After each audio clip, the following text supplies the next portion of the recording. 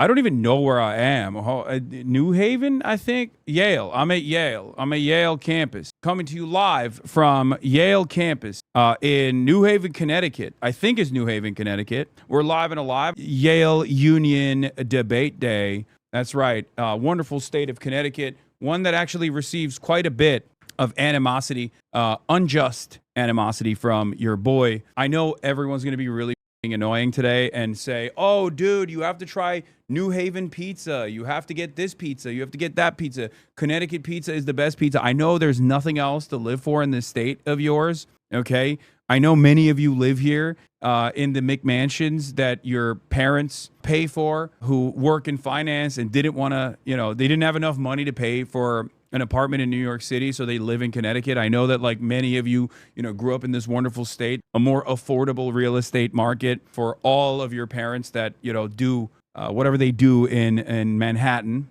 So many of you are obviously very aware of it. Anyway, we're live, and I hope everyone's having a fantastic one. Anyway, I will be going to Yale for the first time ever, never been, later today to do a debate. That's right, debate! So get excited for that. Obviously, many of you are debate enjoyers. We will be going to the Yale Union, where I will be delivering a speech. My resolution is end the American empire. And I wrote a lot about it. I have a lot of good riffs on it too. I'm trying to perfect my craft to become a better speaker and deliver these thoughtful responses, working with Noah Colwyn as well as my editor, as always. So excited about that. Very excited about that performance, if you want to call it that. And then afterwards, student groups are going to be debating one another, one after the other.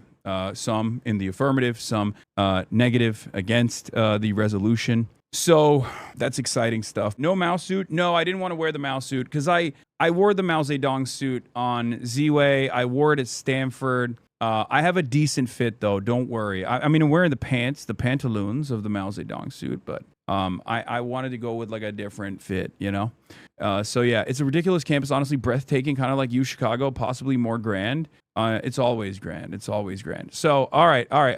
I don't want to make the Mao fit be too overused, right? Like, because this is my favorite fit. It fits so well. It feels like a glove. Don't want to overuse it. Don't want to use it and abuse it. So yeah. I just got here, but do you see Clavicular almost crying while being interviewed? Yes, Clavicular got frame mogged and also intellect mogged, I guess. Is that a thing? Can you mog someone with your brain? He got brain mogged by a 60 Minutes Australia correspondent. Yeah, he got thought mogged. He also tiptoe maxes. That's crazy. Hopefully, I will have some time, maybe eventually, to discuss even the intellect mogging that took place, the intelligence IQ mogging that took place with the 60 Minutes interview with our GOAT, our hero, Clavicular. There's this guy also that was talking about Mamdani Mets. I guess people are blaming the Mets for on Zohran Mamdani for some reason. I don't know why. Are the Mets doing poorly? Is that what it is? I don't know anything about baseball. I don't follow baseball at all, but they're doing Mets slander, I guess. We need to shake up this team. New starting lineup. Bernie Sanders, Hassan Piker, Big Bill de Blasio, Mahmoud Khalil, Ocasio, AOC, Rama Dawaji, Rashida Tlaib, Letitia James. He hugged Mr. Met, that's it. The mascot, they said it was anti-Semitic. No, but like, are the Mets doing poorly or something? Sid Rosenberg, here's a fun fact. Since Mr. and Mrs. Met practically banged New York City mayor, the Mets have lost every game since.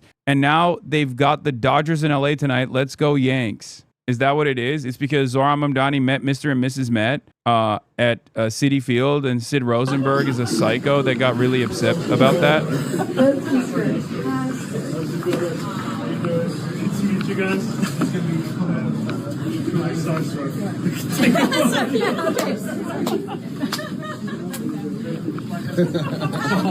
The team has been awful this year. Isn't the Mets always kind of bad, though? Like, I thought that was the whole... They've been okay sometimes, but they choke in the playoffs. Also, the mascot snubs Sid. He's been crying ever since. Oh, that's funny. Hey, teams can get better. Pirates got better this year for the first time in like 20 years. All right, whatever. Don't steal Jon Stewart's swag. That's his bit. I mean, I think that's just like a common meme, no? It's a little bit like a cliche. Most of the right-wingers are in New York are Yankees fans. Yes, I've heard that, except for AOC. AOC's a Yankee. They got mocked by the Doyers in offseason. There was smoke around them signing an all-star player only for the Doyers to come in and sign him. Oh, anyway, Ilhan Omar. That's devastating.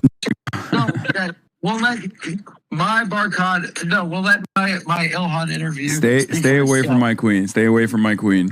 She says she likes me better. That's a lie. That's a lie. She did not say that. You're crazy. She said that you're taller, but you don't have a sense of humor. No. Yeah. No, that's devastating. Like repeating Cumtown bits is not a personality. I would never repeat Cumtown bits. I would never repeat Cumtown bits because they're offensive, and I'm woke. No, apparently you repeated it. She told me the ones you repeated, and I was like, that there was no even real justification for that one. That was wow. That's hard. So there's a justification for you saying the Cumtown bits when you were on Cumtown, but there's no justification for me repeating them. Oh, believe me, sir. I wasn't saying much on Cumtown. Yeah, this is just there. Yeah. All right. Anyway, we need Ilhan Omar to settle the debate. Hassan the Hun versus Adam Friedland. This was called in the question on the timeline, and Ilhan Omar responded with, hate to break it to Hassan the Hun and Adam Friedland, but Kaya is my favorite, which, of course, means that I won. As far as personal news goes, I'm going to try to ask loser you already know. Last night, I ended the broadcast. I was very tired.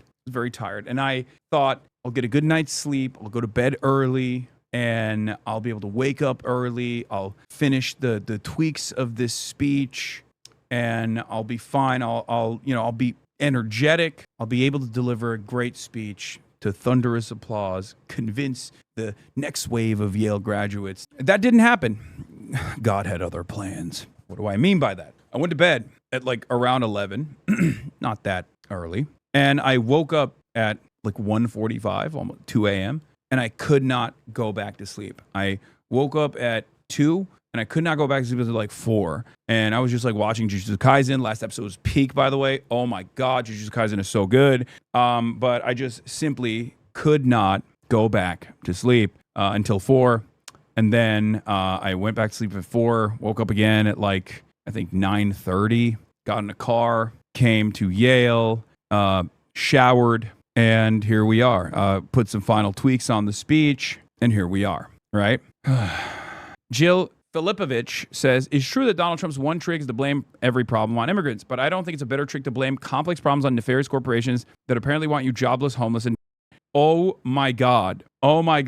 That is incredible. That's a brilliant take. It's a brilliant take because what's the alternative? It's just don't blame anybody. Is that what it is? Don't blame the actual entities responsible for your demise. Don't blame the system. Don't blame capitalism. Don't blame corporations. Don't blame immigrants. You know, that's what the Republicans do. But they also, that means you can't actually blame the real pressure points, the real issue in American politics, which is like corporate domination that puts profit over the interests of the people over and over again, and a system of corporate domination that has designed this country in a very undemocratic manner, so that politicians listen to the corporate demands rather than the demands of the people. That's cool, though. I guess that's not true. That's just fake. Yeah, there are real problems with corporate power, but bad corporation took your nice thing away is not actually the sole or even chief cause of most of these problems. Democratic politicians should offer voters real solutions, of which there are actually many. If you can't afford a home, it's probably not because the corporation is speculating on the home you should have had. Wait, no, it's literally the entire speculatory process itself. The entire speculative process itself that treats housing as a commodity, a speculative asset, rather than shelter for people is the problem. As I said in the initial tweet, out of control corporate power is really a huge problem and Democrats should take it on. But I'm just not impressed with politicians who have a single answer to every problem, especially when the problems are actually complicated and caused by multiple forces, and what people need are accurate diagnoses and thoughtful solutions. Take housing, one of his examples. Housing is generally expensive in places where people want to live because there's not enough housing. There are other causes too. So why are there not enough housing? Why is there not enough housing? Why is there not enough housing? Great question, right? Okay, there's not enough housing. I agree. Sure. You know, I don't consider myself to be a NIMBY or a YIMBY. I'm invested in building public housing. I'm also fond of the argument that we need to build more housing. I'm fond of that argument. I'm also fond of preserving certain cultural landmarks and ensuring that the way that we design these cities is also habitable, is a wonderful places for people to want to live in. So I see both sides of the NIMBY argument. Sorry, San Francisco chatters. I know this will trigger the fuck out of you because you're always like, which side are you on? We'll kill you. But I don't think it's like that. Anyway, left YIMBYism is a thing and China does it well. Okay, whatever. I don't want to get into it. I know when I say YIMBY or NIMBY, everybody gets mad. So my point was, you say take housing, for example. Housing is generally expensive in the places where people want to live because there's not enough housing. Why is there not enough housing? Is it because the land is finite in supply? Because you can make the land work better, right? You can build more units on top of the land, on top of the pre-existing land. But that's one way of going about it. So why? Why are we not doing it? Well, it's because housing is treated like a speculative asset. That's the whole point. What did Xi Jinping say? The eminent leader, the dear leader Xi Jinping. What did he say? He said, homes are to live in, not for speculation. He was right. I agree with that sentiment. And I hope that more American politicians can openly say exactly that, right? Houses are to live in. Houses are not a speculative asset to trade, okay? There are other causes too, but it's fundamentally a supply issue, and that supply issue is caused by a long list of things. But the biggest problem is not, in fact, corporations buying all the houses. It's definitely one of the multiple forces. Perhaps the most consequential one is the way we treat housing in this country. We don't need to exclusively build. We can convert space like they did in San Jose. When I was homeless, they called it Santa Claus country. People got indoors. Yes. What are her solutions? Nothing. Status quo. Yes. It's just to fucking complain. It's just to chirp. Classic Jill thing. You leave with a stupidly overstated criticism of someone on the left, and then you cover your ass with a thread full of hedging. I think it's ultimately really funny, though, because these people will be like, you need to craft better messaging. And then they'll get mad at the left for doing left populism. And they'll say, no, you need to craft better messaging that actually explains the problem. No, you didn't explain the problem at all. You just made it unnecessarily complex to not explain the true problem. And left populist messaging that's easy to identify, easy to understand is unironically a million times better than whatever the fuck you're doing.